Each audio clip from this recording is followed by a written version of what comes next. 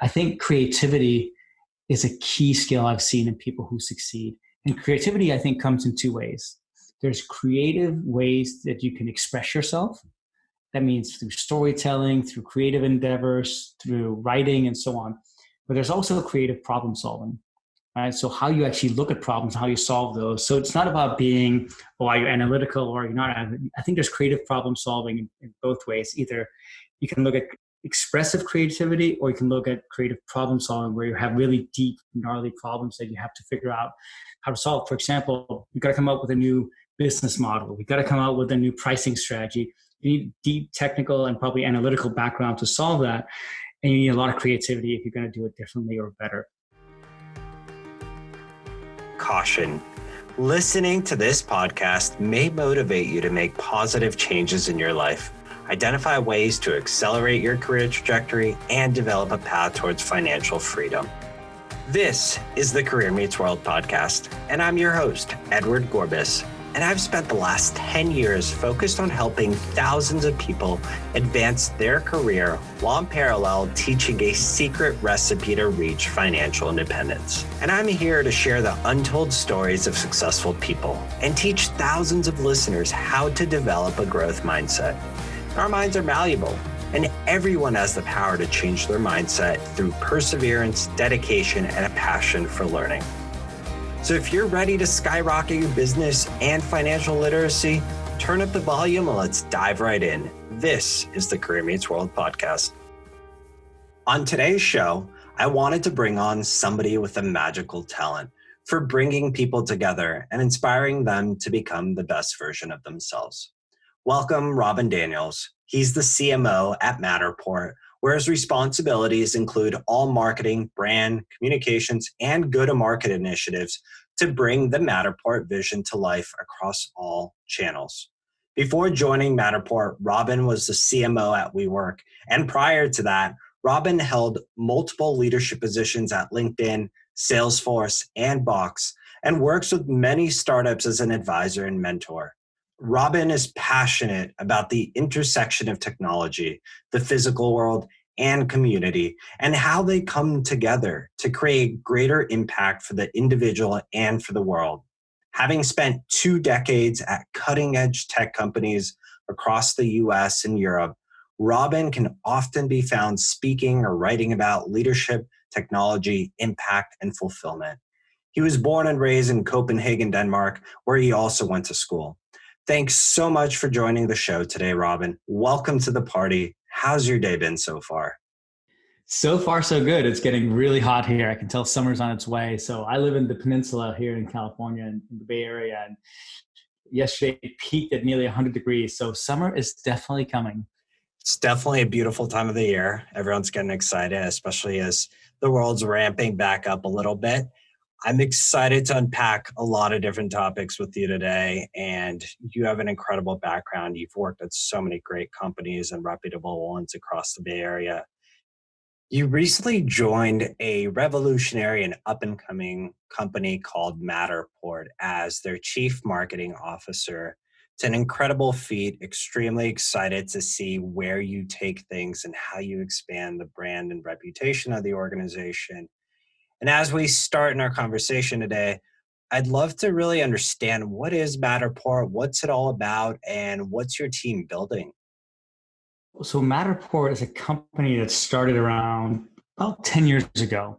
And we had a couple of founders who were really into technology, classic Silicon Valley stereotypes, really deeply technical founders. And they, using the Microsoft Xbox Connect, this new module that had come out, you put this little Connect module on top of your TV, and that module can kind of scan the room and can scan you. And suddenly the games become a lot more interactive because it's basically a laser scanner that can detect the presence of you and objects and so on.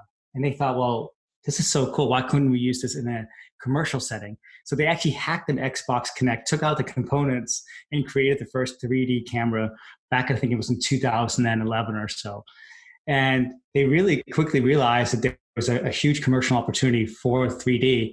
And so they started making these cameras and selling them.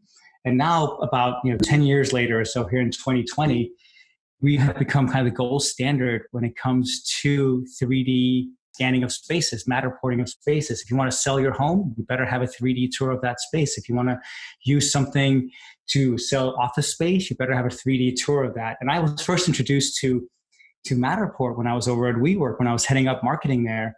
And I saw the technology and I was just super impressed with what it allowed us to do. As you can imagine, being at WeWork, that is opening new office locations all the time.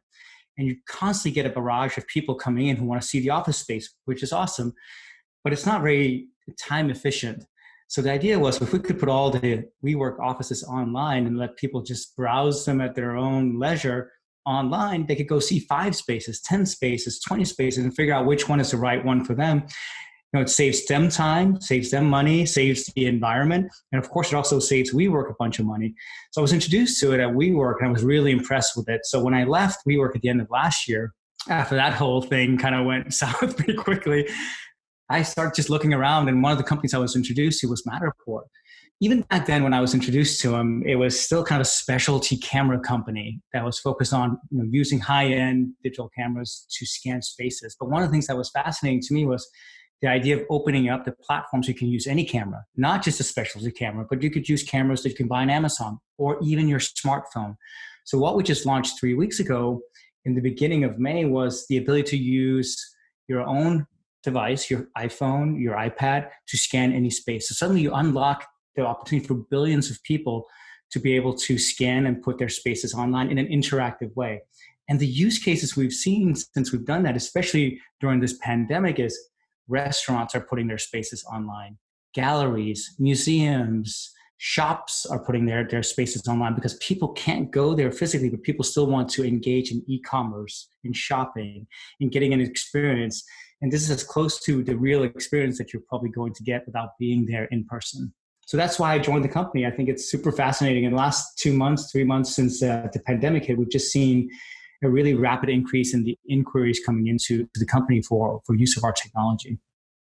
I'm really, really excited to see how you progress in your journey and how you build out the rest of the core team and continue to spread the word and help people understand there's incredible value, especially right now in the midst of the pandemic. And as we see how the world evolves, what value this type of technology can truly bring and empower many businesses to be found and seen on the internet. Matterport is certainly one of the most transformative companies right now.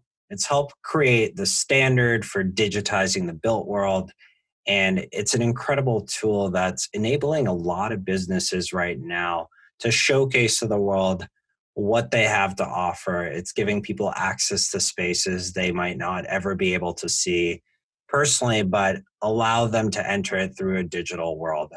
What you just touched on, though, really resonates with me. And it's often a topic that many people overlook or neglect to discuss. And it's one that you and I are going to uncover, which is around how do we think about inflection points in our career or transitions. And they're an imperative part of everyone's story because they shed light on how did we make decisions to move on to different organizations. And as you had recently made this transition from WeWork to Matterport, let's dig into that a little bit more. I'd love to really understand, what was that like for you? How did you go about that decision-making process? It's a great question that has so many different facets of answering it. And it all depends on where I was in my life. I recently wrote about failure on LinkedIn, kind of one of my key platforms that I use to just share my thoughts and connect with people in that way that I find very genuine.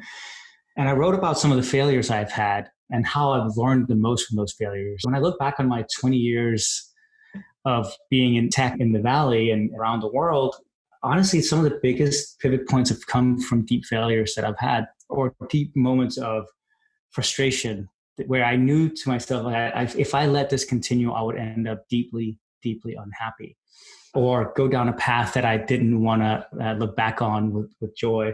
And one of the guiding principles of my life, and the reason why I bought this one-way ticket from Copenhagen to United States when I was 21, is because I never want to live with regret. I never want to optimize my life for a time when I look back on it 10, 20, 50 years later saying, oh, I wish I could have done something, or I should have done something. So I'd rather go for it. And even if it doesn't work out the way I thought it, at least I don't have the regret of not going for it. And so when I look back on my life and some of those points where you're stood before a crossroads and you have to choose, uh, for me, it's always trying to think about, well, what actions can I take now so I don't end up in this situation again?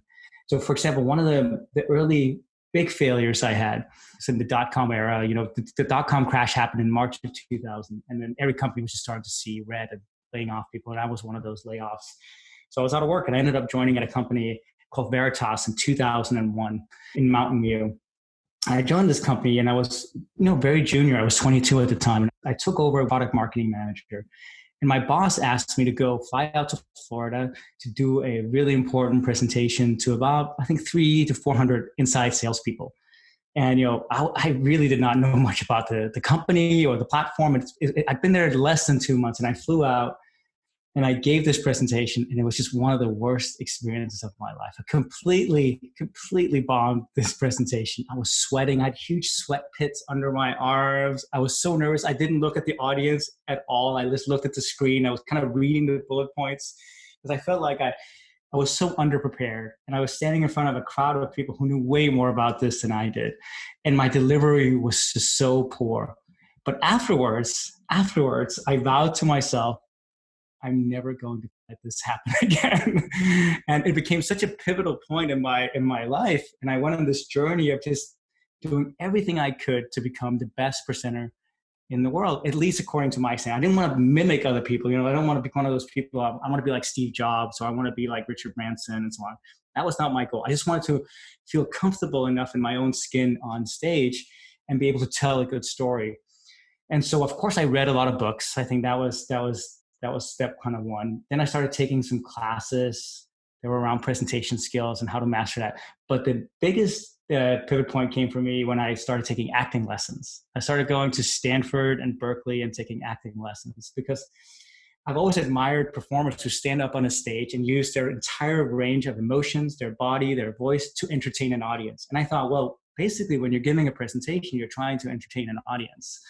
And if I can learn how to use my voice, body, emotion, storytelling to do that, I can become one of the better presenters in my life that I've seen. And so I set that for a goal for myself. And I went on this journey. And, it wasn't always easy. I was standing up and doing acting lessons and doing monologues in front of a large class. It was nerve-wracking. Doing improv was nerve-wracking. But those are the moments that kind of force you into thinking a little bit different, getting comfortable in your own skin. And so I've tried to always, remind myself, here are the lessons I learned, how to breathe, how to use my body and so on. But it's not always easy. I remember then, fast forward to 2019, my 19th day at WeWork, I was asked because my boss couldn't be there, can you go present in front of the whole company? I've been there 19 days. There was 10,000 people audience. I was so nervous. I really literally thought I was going to pass out in the backstage. Of course, I rehearsed, but I was so nervous because I'm like, I didn't feel like I had a connection with the team yet. I didn't feel like I had earned my right really to be there. But the moment I stepped out on stage, everything just kind of went away in terms of my nerves, and it just went really, really well. And because I started remembering the joy I got out of being in front of people. So you have to learn from your mistakes and figure out a way to turn that into a strength, or at least learn from it in a way that you say, I never want to be in that situation again. And for me, that was definitely a key moment in my failings. Gosh, you've shared so many good things there right now. And truthfully, I was there for that presentation back in January of 2019 at this point. You did an incredible job. And nobody could even tell that you probably rehearsed 100 times, or certainly nobody knew all those moments in your life that led up to that moment where you were comfortable to speak in front of 10,000 people. Funny enough, to share a candid story about myself, I had a similar experience back when I was about 10, 11 years old. I was the shyest kid. And for whatever reason, I had the audacity to tell my parents I wanted to become a model and an actor. Clearly, I'm not there right now, but that's what I wanted to become. And my parents were incredibly supportive because they realized maybe this is an opportunity to break Edward out of his shell. And it certainly was. And those types of moments where you get in front of an audience and force yourself to step out of that fear is where we learn a lot. And I've heard similar stories to the ones that you just shared, where either somebody enrolls in an improv class or an acting class, and it's challenging ourselves. That's what helps us learn and grow. And that's the beauty of what you were able to accomplish. What I do know is that we don't accomplish anything on our own. And there's a lot of moments where we partner with people, we network with people, we create our own board of directors to help us along the way. And along your journey, I'm curious, who were some of your greatest mentors or people that you looked up to? There's been so many, honestly, and they've some of them have stayed with me throughout my life, and some have just come and gone. It's one of the truths of modern life, I think, is that because people switch jobs more. At least I've switched jobs probably quite a few times in the last 2 decades I've been in Silicon Valley. Some of the people I'm not really in touch with that much, but they had a huge influence on my career as a person to guide me to where I am today. I think of a guy I used to work for at Salesforce, a guy called Craig Swensrud. He was a big impact on my career in terms of how I thought about product marketing, how I thought about great storytelling, how I thought about launching products. And he pushed me hard. He really did. But he also, I think, made me better. And I'm forever grateful for him for doing that. Versus another guy I used to work with at Salesforce, a guy called Sean Whiteley. And he also became a lifelong friend and a mentor to me, because I think the way I saw him treat a team and really kind of making sure that the team cohesion was there, that nobody was playing for themselves. They were really playing for the better of everybody else. And he did it in such a way that it never felt threatening. He was never putting anybody on the spot. He was always just trying to foster a really collaborative, friendly, collegial environment where everybody felt like they could be themselves. And I love that about him. And we're friends to this day. And I think of him as a great example of somebody who I've learned a lot from throughout my career. I had a great boss at Box. Her name was Whitney Bauk, and she always believed in me, and she always thought that I could do more and more. And she always kept giving me more and more responsibility.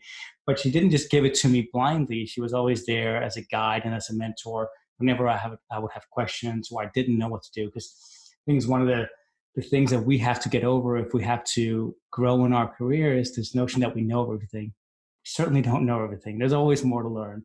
There's way more to learn from me every single day. And having people like that who you can trust and who can guide you along the way, I think has been absolutely critical in my career. And when I look at some of these people now, I think, I'm so glad that they were there to guide me throughout. And I've just been a sponge and like learning from them, both the good and the bad. None of these people have been perfect. They've all had their own flaws in their own way, but you learn from that as well. Some of the mentors or teachers I've had in my life have been people where I've looked at them and said, I certainly don't want to become that way. I don't want to treat people that way. I don't want to talk to people that way. Right after Box, I joined a small company. I don't even put this on my resume because I was only there a month. It didn't last long because, again, it's one of my failings. But I joined this company as a CMO up in San Francisco. And I felt like I was kind of lied to a little bit about the company, the culture, how well it was really doing. There was two founders. One of the founders was kind of a serial liar, was always kind of lying to people in a way that I'm like, this doesn't seem very ethical. And the other founder was kind of a bully. He's always kind of yelling at people in very unhealthy ways and treating people with disrespect. And they didn't do it to me, maybe because I was coming in as an executive, but they did it to everybody else. And it really gave me a bad taste in my mouth about how you run a company, how you treat people, and how you can't create this kind of class system within a company. It just doesn't work. It never ends well. And certainly bullying never ends well. And it's one of the things that I always try to resist, working with bullies or being part of cultures that have toxicity or bullies. And I've written even a lot about this on LinkedIn and other places, but this notion in America more than other places I've seen where you have to have a little bit of sharp elbows or be a little bit rough in order to make it. There's a difference in being assertive and knowing what you want and being an asshole. And I think people have sometimes misinterpreted that to say it's okay being an asshole because I'll at least get what I want. It's very short-sighted. It might get you what you want short-term, but you're going to step on a lot of people in the way. And I've always said to anybody who's worked for me, I want you to do well. I want you to look back on this time when you are working for me and say, this is one of the best moments in your career. And I was there to nurture you. If you do well and you get results, but you get results in a collaborative way, I'm going to be your biggest fan. But if you get results and you leave a wake of destruction behind you, that's not okay with me. And I've had lots of those people in my teams before, where you've had great performers on paper, like they've met the results and so on, but everybody hates working with those people, right? And so you're like, is that worth the overall cost to the culture and the performance of everybody else? And I just think it's not. It's not. And maybe it's because I come from Europe and I used to play soccer as a kid, and soccer is all about the team. We've had great examples in history of soccer teams or football teams that have had superstars but have not done well because they've been centered around one person. It's really about a team sport. Everybody wins if everybody plays well together. And I've really tried to take that mentality with me wherever I've gone as a leader. Robin, you hit on something incredibly important, and there's really two elements to a great team, which is compassion and camaraderie. And it seems like any team that you've ever been able to cultivate, you've accomplished both. And I think a huge part of that is purely your leadership and your compassion for people. And all of this reminds me of one of my favorite books. And for anyone who knows me at all knows that I recommend this consistently. It's a book called Multipliers, and the author is Liz Wiseman. The entire book is about how the best leaders make everyone smarter and essentially build incredibly powerful and successful teams that operate efficiently with great culture. And one of my favorite quotes from that book, she talks about this extensively. And to somewhat paraphrase it, she says, "It isn't how much you know that matters. What matters is how much access you have to what other people know." And to me, this is extremely powerful because it ultimately evokes this innate camaraderie that exists amongst people. And it requires a great leader to foster that culture. And that's what I find incredibly empowering in many successful companies. However, you and I both know that not every company is able to successfully create this type of culture and foster it consistently. They might have it one moment and they might lose it a year or two from now, and people come and go, and people are a reflection of that culture. So what is a good way for somebody transitioning into a new role, or especially a new company? What is a good way to suss out whether or not a company has that core DNA within it and creates a culture where people can work together and develop that team dynamic? I have a test that I do. One of the tests when I'm talking to companies, and I totally get that not everybody has the luxury of doing this, but if you're fortunate enough, I highly recommend going and sitting in a company's office and seeing how people interact. So for example, when I was starting to look for a new opportunity back in 2017, I was talking to a few companies, and two companies I was talking to just diametrically opposed in their cultures. One was Uber and one was LinkedIn. And Uber was looking for a head of marketing for their new B2B operations, the B2B business. And I went in there, and first of all, the culture seemed crazy stressed and combative. Everybody had a frown on their face. There was no joy. Everybody seemed stressed out of their mind and kind of angry even in the office. And the person who interviewed me came late about 20 minutes, and he had done zero homework about who I was or why I was there. He was super arrogant. And then you contrast that with somewhere like LinkedIn, where I went, and everybody was super friendly. There was joy and laughter in the office, and people were kind of high-fiving each other. And you can tell there was a camaraderie of like them wanting to be with each other. And I just left, and I thought about these two experiences, and I thought to myself, you can't pay me enough money to go to a place like Uber. This is many years ago before the scandal hit and everything else. I'm just like, I have no desire to go to a place where this is the vibe and this is the culture to go into every single day.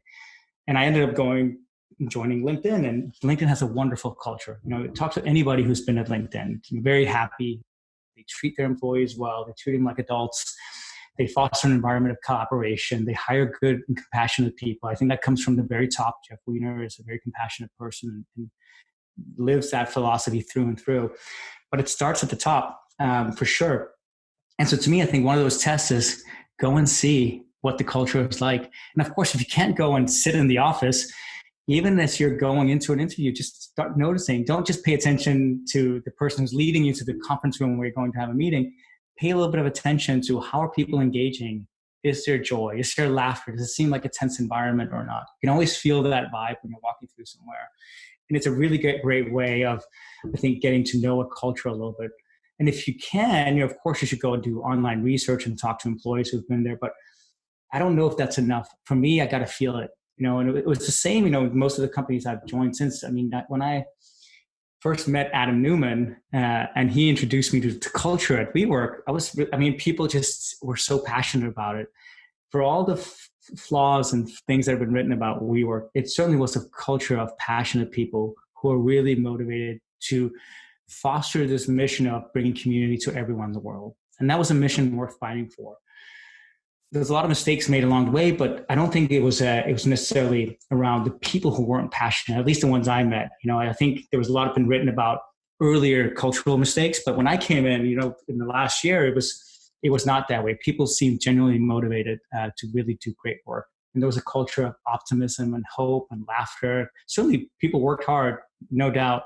But I also think some of the greatest companies, we work hard. That's why the companies are also great, because they hire overachievers. But you can certainly sense a lot from a company's culture by the way people are interacting with each other.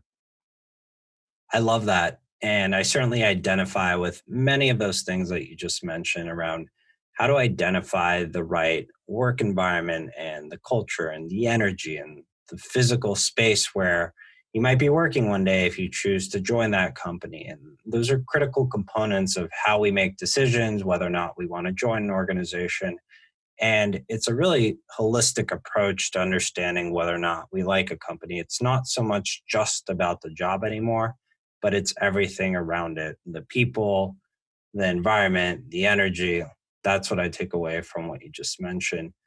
What is interesting is we all bring a very different type of energy to our workspace, and a lot of it is predicated on our experiences and our background. And I think what many people might not know about you is that you came from a country that has very eclectic and beautiful culture, and you moved here for a very specific reason. Obviously, it wasn't easy. Yet again, it was another transition in your life and an important place for us to pause and really think about what was that transition like for you from Denmark to the United States? It's easier doing it when you have nothing to lose. So let me start there. Of course, I was 21 at the time when I did it. And if you know anything about Denmark, you know that it's a pretty safe, well-evolved country with a good welfare system and kind of safety net. And I always thought, you know what, if I go to the US and I don't make it, Denmark is not going anywhere. I can always come back, So that fear was kind of off the table. And I realized that's a luxury that not everybody had. But that wasn't really the motivation. That was just kind of in the back of my head. The motivation was absolutely about, I started a job after college as a Java developer at a small software company in Denmark. And for the longest time, I've been reading all these amazing articles about Silicon Valley, about this magical place where people go. It doesn't matter where you are from. It doesn't matter what your educational background is. It doesn't matter who you know. If you have a good idea or you work hard, you can make it and become successful. But not only that, you can contribute to making the world a better place, because most people, I would say in Silicon Valley at the time at least, were very idealistic. They're very mission-driven people. And I wanted to be part of that mission. But I didn't really see a path to get there because it wasn't easy flying halfway across the world. So I started working in this company in Denmark as a Java developer and building websites and a Java program for a CRM company. And it was so boring. It was one of the worst jobs I've ever had in my life. It was even worse than love working in a hotel or in a movie theater when I was younger. It was so fun. So I was very engaging. But sitting in this boring dead-end job, it felt like factory work. But even though it was high-tech work on paper, it felt like factory work. People would come at 9 o'clock. At 12:30, they'd take 30 minutes for lunch. And then basically at 4:30, they'd exactly on the dot, they'd leave. It's like, where's the passion? Where's the excitement? Screw it. So I went to my boss and I quit, and I bought a one-way ticket to California. And on February 1st, I decided to fly over because I always had this driving thought, well, if I don't do it now, and I don't want to look back on my life and have regrets of being too scared to do something that I know in my heart that I really want to do, because I feel like my future lies in Silicon Valley. And so didn't have a job, but I applied to a shitload of jobs on Craigslist. And I had $2,000 with me. I figured that was enough to at least that time, not anymore. But at that time, if I spent that money well, I could last probably about 2 months before I had to give up and come back. But everybody was hiring at that point in time. And I felt very confident. Well, I know some fundamental skills about how to build web pages and some basic programming. And if I can find a job, then I can start supporting myself pretty quickly. So the first 2 weeks, I just interviewed with a bunch of companies that had applied for their jobs on Craigslist. And I ended up at the end of those 2 weeks getting 2 offers. It was awesome, and I'm like, wow, that actually was easier than I thought. The first couple of days I stayed in a Holiday Inn Express down by San Jose Airport until I found a roommate on Craigslist because I couldn't afford staying in a hotel for very long. So I found a little shitty room on Craigslist. So I got a job fairly easily. I found a place to live. And then a month later, in March of 2000, the whole market crashed. And it's just like, what the hell just happened, And my company, I could just tell, was not doing very well. And eventually, I was let go. But yeah, it was the driving thought in getting there was absolutely about the misery I was having in Copenhagen because I was so deeply unhappy. I would wake up just like, this is not what my life is meant to be. I've always used that as a motivator in my life. Whenever I've been super unhappy, I'll tell you a story from my time at Salesforce.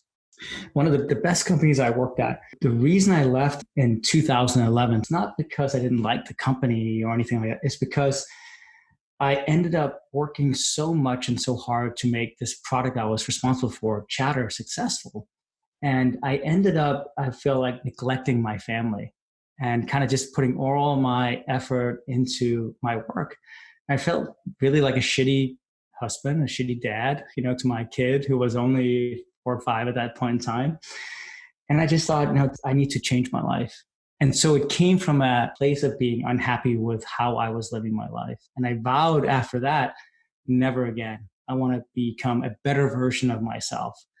But I think a lot of the moments in my life where I've changed has come from a deep level of unhappiness with something. And it doesn't always show because on social media, you come across as a happy, fulfilled person. But some of those moments have been the moments that are the most critical. And when you look back on them, you're so thankful for them because they become this turning point in your life where you embrace something bigger and better than you ever thought was possible.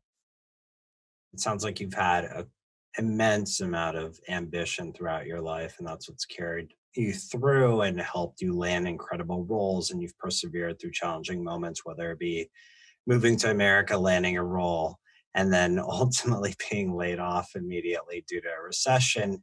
Recessionary periods are certainly natural and they're cyclical and they will continue to happen, but it's important to stay resilient through those moments. What you just mentioned, though, is something that is near and dear to my heart and something that many people talk about, especially in the Bay Area, and it's kind of precipitated throughout the rest of the world, is this notion of work-life balance and supporting our families and finding those moments to decompress. It's not easy because the expectations are high. American corporate environment is always about putting on this persona that you're incredibly hardworking and you're never talking about your flaws. How do we become more human? How do we figure out those moments where we could just take time for ourselves, for our families, and really decompress? What's worked for you? It takes a lot of practice in my mind. And I also have a tendency to work too hard. I still probably do, if you ask my family. And sometimes I think I probably even drive my team too hard. And I have a tendency to just get kind of lost in what I do because I really love what I do, which I think is a good thing to have.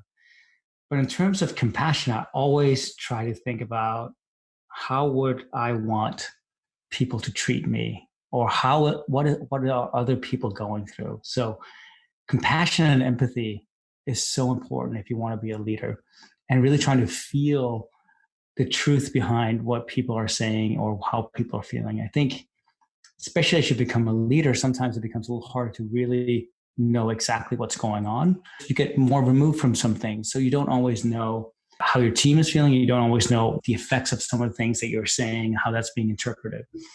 So I try to be a lot more clear in my communication and also in my expectation of the team. I've even gone so far in my later years to write the Robin Daniels instruction manual for my team because it gives them an insight into how to work with me. It might sound pompous, but at least it takes the guesswork out of it. So it's very detailed about how I like to work, how to communicate with me. It doesn't mean you have to, but at least it shows to be, it's kind of like a person sending out your personality description to somebody saying, I'm an ENFP, which I am in Myers-Briggs, for example, saying, here's kind of my personality type. Here's how I see the world and so on. And I think, if you have a team, it's a great way to kind of like break the ice in some ways. For example, nowadays with always on communication, text, Slack, Zoom, you name it, email, and so on. I try to be very clear with my team around how to communicate the best way. If you want something urgently, you got to text me. Slack, I'll be on every now and then. We mostly doing work hours. And email, I don't check it as often. And it's just like being clear. And I don't have an expectation that you're on it all the time. But also saying, if I end up doing stuff in the evening or weekend, it doesn't mean that you have to. And being very clear that just because I sent something out or I asked for something doesn't mean that it's urgent. There's a difference between urgent and importance. And you will know if something is urgent. I'll be very clear and tell you, but most of the time it's not. And so don't stress about it. I think about that is because that's how I would have liked to have somebody talk to me or treated me in the same way, with the respect of making their own choices. I think right now, of course, is becoming into a lot sharper focus because everyone's lives are blurring together. Everything was harder already. We talk about work-life integration or balance. Now it's just blurry.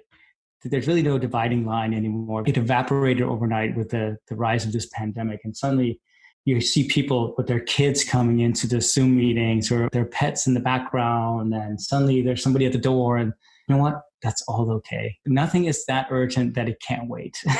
And just having kind of that humanity and understanding, I think is important. And telling to people, go take breaks. You don't have to be online all the time. I think there's a lot of pressure. Somebody said to me the other day, somebody who's been working from home for years, they said, people are stressing about working from home, but this is not normal working from home. This is working from home during a pandemic. So there's a lot of other things that are playing into it. Your family life, your friend life, are everybody I know okay? What's going on in the world with news? It's not like a normal time when you're just working from home because you've chosen to do so for a week. We've been forced to do so. And it adds a whole different level of stress. So having the empathy and the compassion towards each other and really understanding each other's life situation is important.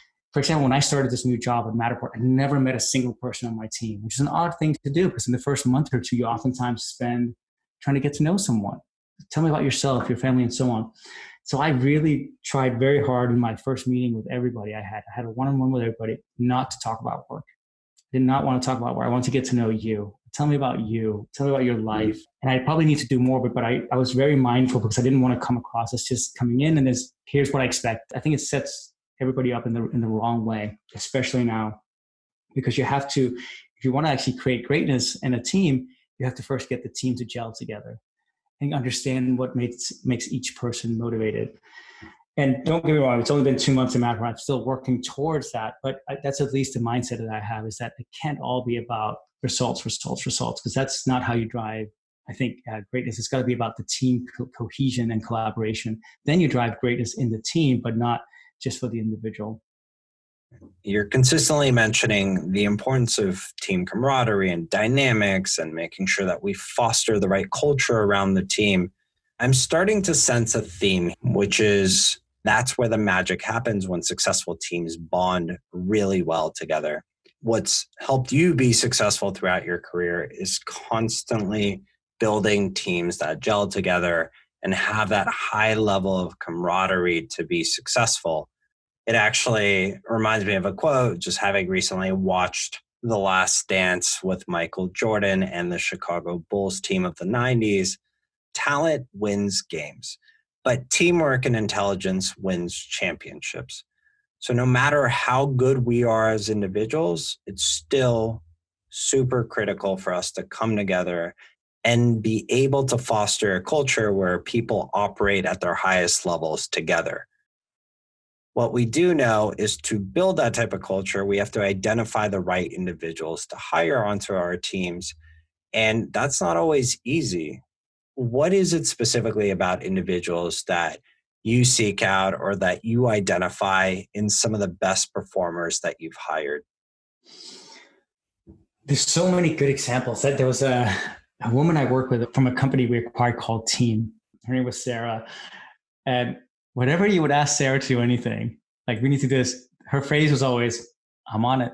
And I just loved that. She just had an attitude of, leave it with me, I'll get it done. And I just thought that was such an awesome attitude to have about anything. And she might come back and say it's not possible, but she always said, I'll figure it out. And I just love that mentality. There's no task too small or too large. For me, I'll figure it out. So I love that mentality of, leave it with me. I'll go figure it out. Especially if you're like a go-getter mentality. I love that. I love working with people who are really optimistic and positive. Now, I don't want that to be misinterpreted as you can't be realistic and real about what's happening in a business, but looking at it from a perspective of hope and optimism and how we're going to get out of this versus digging yourself deeper and deeper into a tailspin of negativity and disaster thinking is really something I don't get joy out of, because I think it brings the whole team down. So the best people I've seen has a way of lifting everybody out of that kind of tailspin that sometimes happens on projects or initiatives or something, or you put something out there that didn't go well. Let's pick ourselves up and think about what we can do and change that. So I've always loved that as well. I think creativity is a key skill I've seen in people who succeed. And creativity, I think, comes in two ways. There's creative ways that you can express yourself. That means through storytelling, through creative endeavors, through writing, and so on. But there's also creative problem solving, right? So how you actually look at problems, how you solve those. So it's not about being, are you analytical or you're not. I think there's creative problem solving in both ways. Either you can look at expressive creativity, or you can look at creative problem solving where you have really deep, gnarly problems that you have to figure out how to solve. For example, we've got to come up with a new business model. We've got to come out with a new pricing strategy. You need deep technical and probably analytical background to solve that. And you need a lot of creativity if you're going to do it differently or better. And so I've loved always working with people who have a really creative mindset about how to tackle problems and then how to express those problems as well. Look back on the key skill of people who have succeeded is communication. And it can't be underestimated how important that is. Or I would say maybe it can be overestimated how important that skill is. But communication, and all the people I've seen succeed have incredible communication. And again, it's not about introvert or extrovert. It's not about that at all. I've seen some of the greatest introverts be awesome communicators, but it's about how you communicate information and to whom, and really figuring out speaking a language that gets people to understand what you're saying and then get them on your side.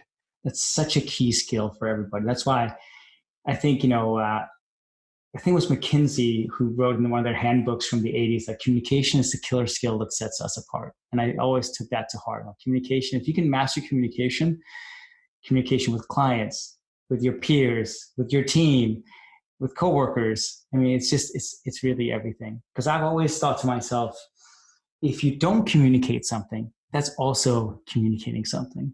And so you better think about how you communicate something. And that can be written, it can be verbal, it can be on video, it can be a lot of different ways, but communication is such a key skill. And I look at some of the people in my career. Jeremy Cooper at LinkedIn is one of the best communicators I've ever worked with. He communicates things in such a succinct way. And he does it in a way that gets people on his side. Kendall Collins, a guy I work with at Salesforce and who hired me into WeWork, great communicator, really great storyteller. You just kind of want to listen to that guy for hours because he's just like naturally a good communicator. But you look at somebody like Jeremy, I would say is probably an introvert. It's not always. He can turn it on when he needs to, but he's probably mostly an introvert. He gets, joy out of doing deep problem solving, but he can really be an awesome communicator when he needs to be. And so communication is definitely a key skill. So many great shout outs from you as well. And a lot of the things you said are extremely true. I think the overarching layer is certainly communication. It's critical that we consistently improve and build upon it. It doesn't always come innately to people. And truthfully, it wasn't always easy for me. And it took a lot of years of learning and reading and practice to really master those skill sets. So to summarize, it sounds like communication, creativity, a great attitude, and that can-do mentality is really what sets people apart. What you're incredibly good at is storytelling. and building a personal brand. And again, a lot of folks out there are yearning and craving to figure out, how do I tell my story? How do I position one experience and into a different company and parlay that experience? What are your recommendations? What are your tips? Do you have books that you'd recommend? There's a lot of books. I actually don't read that many, I would say, nonfiction books. I read a little bit of them, and then I always, after 20 or 30 pages, I'm like, I kind of get what they're saying. Let me move on. Because again, maybe because I love storytelling so much. But there's a few. I mean, I love Shoe Dog by Phil Knight, because it's, of course, nonfiction, but it's also just a great story, about just the failures and the successes of building a global super brand. So I think if you haven't read Shoe Dog, definitely go read that. I think The Hard Thing About Hard Things is a great book. Again, maybe because it's short stories as well. I like stories, as you can probably tell. And it's just about, the again, successes and failures of building a team, career, company, and so on. So I think that's a great book too. But I read a lot of fiction. I just get a lot of joy out of fiction, really. And I think some of the best books I've read has been that. One of my favorite is a book called Siddhartha by Hermann Hesse. It's about a young guy who aims to find himself, and he goes on this quest to find himself. And there's a lot of self-discovery in that book, which I absolutely love. But in terms of storytelling, I think when I left WeWork, I was starting to get a lot of questions, of course, about my experience there. And so I thought to myself, in my first kind of moment when I had to explain, I felt like I didn't really come across in the best possible way. I should probably think about the story I want to tell about my year at WeWork. So I thought deeply about it, and I thought, okay, well, here's the story arc that I want to tell. And so that's what I started doing when I would go to a conference and give a presentation about it, or if I would go speak to a VC or a recruiter about, what happened at the last year at WeWork, because they would all say, well, here's what happened. And so I just started really thinking about it, because if you don't think about it, again, somebody else will put that information on you, and they'll interpret your language, your body language, and so on in their own way. So you might as well be proactive about it. So I just thought deeply about it and said, okay, here's how I would structure the narrative of my year at WeWork. But I've done the same at all the other companies I've been at.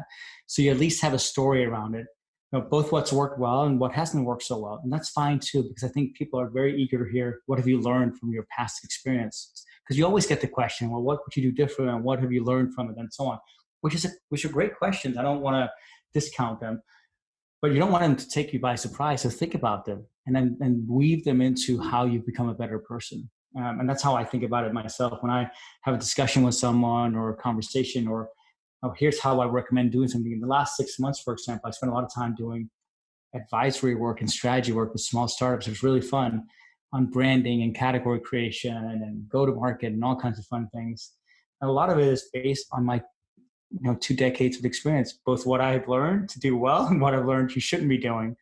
Like, a lot of companies want to say, yeah, we want to lean into performance marketing, which is great. You should. And here's how to do it well. But have you thought about product marketing? And many of them say, no, I haven't thought about product marketing. Well, if you haven't thought about product marketing, then you're wasting too much money on performance marketing, because you haven't figured out the story that you're going to hook people with or tell.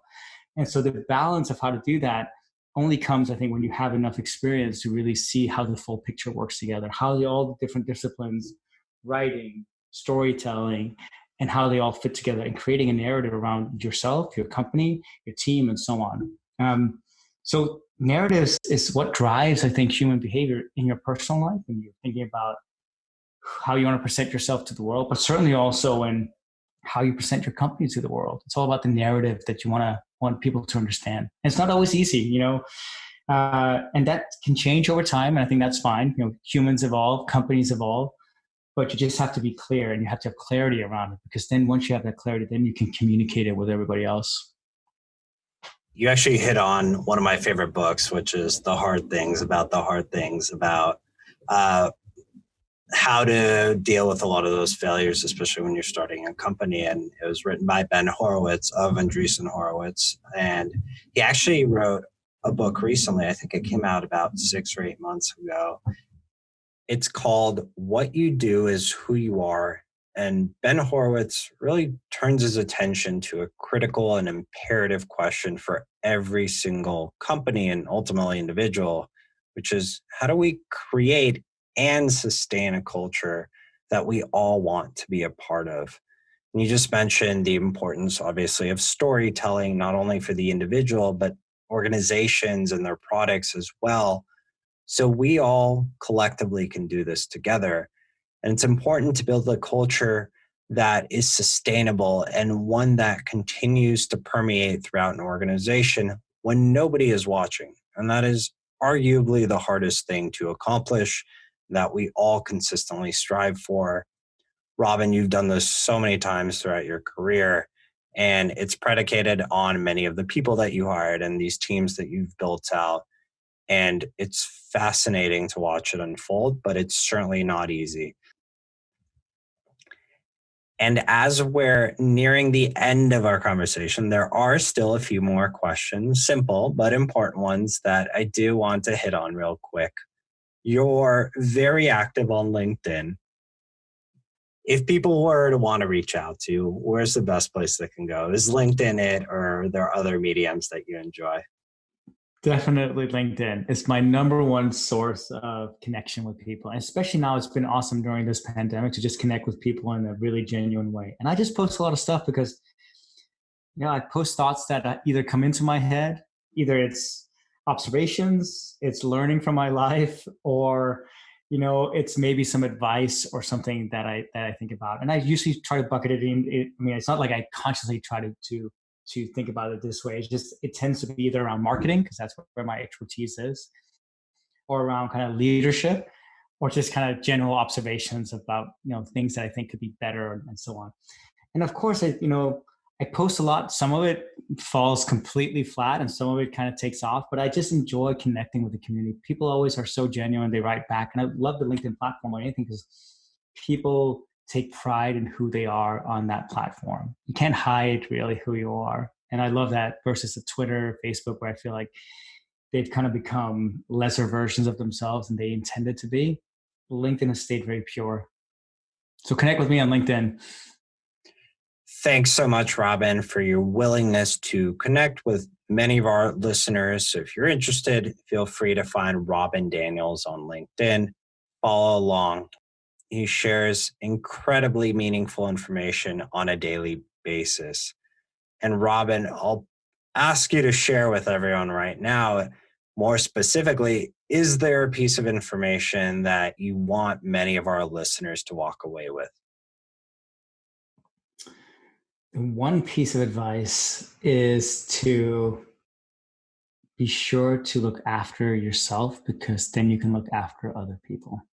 I think the most important is that we are here in society on planet Earth to be a collective set of people who are here for each other. And so we only succeed. This whole experiment only succeeds if we are here for each other. But it starts with actually being sure that you are taking care of yourself, your mental health, your physical health. I put a lot of pride into really trying to step away from just doing work, to also take care of my emotional, spiritual, and physical well-being, because I know if I do that, then I can be there for other people. And I feel like, again, back to how we started this conversation, I feel like a failure if I am not my best for other people. I always feel like I owe it to other people to be the best version of myself. As we wrap up, I want to do our infamous hot seat and ask you two specific questions that I've actually spent today tailoring just for you, just to make this a little bit trickier. So with that being said, are you ready? Go for it. Let's do it. All right. So the first question for you is, Robin, describe yourself in 5 words only. Okay. Energetic, optimistic, passionate, goofy, and active. Love it. Those are perfect adjectives. And the second one for you is, if you had to read one book for the rest of time and you couldn't read anything else, what book would it be? This is hilarious because I have a 13-year-old son. He's going to be 14 in 2 weeks. But he just asked me that question, actually, as we were walking around the other day. But it was 3 books. It was 3 books. So the 3 books that I chose, maybe I'll cheat here. I'll do 3 books. I would choose Siddhartha by Hermann Hesse, as I mentioned. I love that book. I would choose Lord of the Rings by J.R.R. Tolkien. I am a huge fan of the book. I've read it probably 20 plus times. And I would probably choose a book called the Bhagavad Gita, which is a kind of a spiritual Hindu book. And again, I'm not really religious, but I just find a lot of like core human truth in that book. Siddhartha is a book about self-discovery. Bhagavad Gita is a book about, I think, human truths. And of course, Lord of the Rings is an epic book about overcoming, which is something I've always been inspired by, and friendship and camaraderie and love. And those are some pretty damn good emotions to fight for. Awesome. You survived the hot seat, Robin. Thank you so much. Appreciate you taking the time today and spending your afternoon with us, telling us about the intimacies of all your failures and some of the tribulations that you were able to overcome. Your experience is definitely invaluable, and we'll share all of the recommendations, the books, the tips that you provided live on our website. Thanks for joining us, Robin. Thanks, Ed. Hey, thanks so much for listening to the Career Meets World podcast. I would love to get to meet you. There are a couple of ways we can connect. You know I love my LinkedIn. Simply search for Career Meets World or Edward Gorbis and feel free to connect. Second is via Instagram at Career Meets World. And third is through our website. I have a special spot for you full of fun, free resources.